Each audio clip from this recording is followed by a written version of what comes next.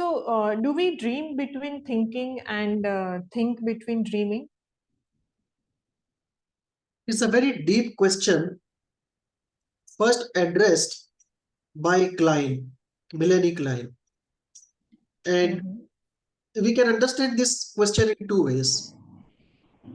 One is, chronologically speaking, in the life of a human individual, what comes first, dreaming or thinking?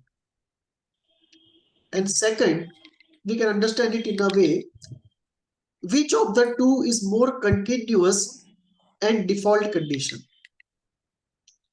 These are the two ways in which we can understand it. Fortunately, answer from both the sides is the same. So we don't have a very deep confusion.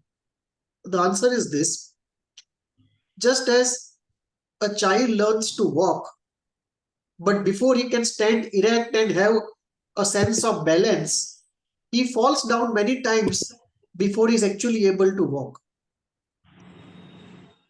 So walking is like rational, ordered, coherent thinking.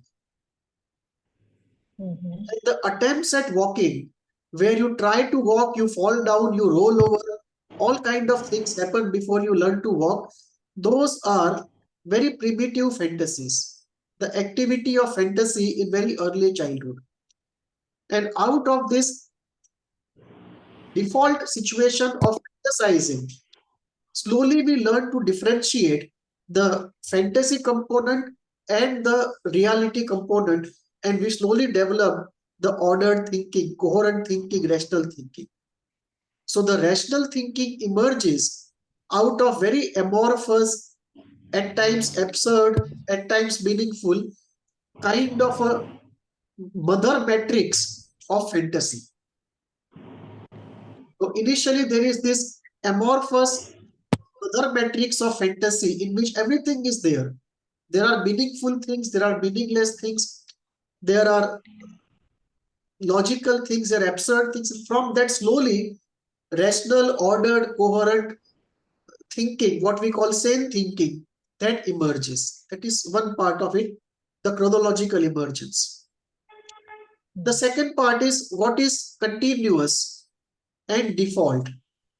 So we realize that whenever we don't have to think, do hard thinking, we see the fantasy emerges on its own. We have to make effort to think, but we don't really need an effort for fantasy to emerge. It's always going on all the time. It is just that when we are involved in some thinking, we are away from that fantasy, or we temporarily suspend that fantasy. But the moment we give up thinking, the default always is a continuing. So the continuing fantasy is a spontaneous activity, whereas thinking is largely volitional and very, very effortful. So we see that thinking tires us out far more than fantasy would tire us out. And thinking is far more painful than fantasy. Fantasy is quite pleasurable. In fact, when we are tired of thinking, we go into fantasy to refresh ourselves. So, to answer the question, fantasy is more fundamental than thinking, and we think between dreaming. So I suppose there is a very thin line between thinking and dreaming. Is it true, or is it both are very? No, it is true, because both are essentially psychological operations done by the same psychological organ, and both involve thought, both involve emotions. Of course, when we talk about any two psychological operations, the very fact that the two are psychological operations involving thoughts and feelings, there definitely is some commonality in some way. There's some connection, if not commonality. But the difference is the volitional nature and the spontaneous nature. Dreams are spontaneous, whereas thought is volitional. Right.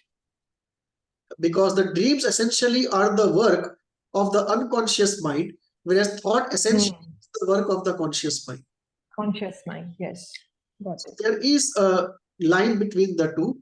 Now, there is a slight complication here. Complication being, there is one particular category of dreams which is called lucid dreams. Lucid dream means you relax, you allow the dream to come up, and then you slowly start giving direction to the dream. Where the volitional element is introduced in a minor way in the dream. Now, if the volitional element becomes very strong, it no longer remains a dream, it becomes more like thinking. So, lucid dream is an in-between gray area between thinking and dreaming. Dreaming, yes. Where the volitional element is introduced in two ways. One, you can allow a dream to spontaneously emerge and then involve your will in the dream to some extent. And some, of course, is a minor extent, not a major extent. Otherwise, it's no longer a dream. Or you may plan and design a dream and slowly enter into the dream and then let it go. So this is a whole area in dream analysis called lucid dreaming, where the volitional element is introduced. So this is in between. But very few people actually make use of lucid dreaming. So for most people, their thinking and dreaming are two different things associated with volition when you talk of thinking and spontaneity when you talk of dreaming.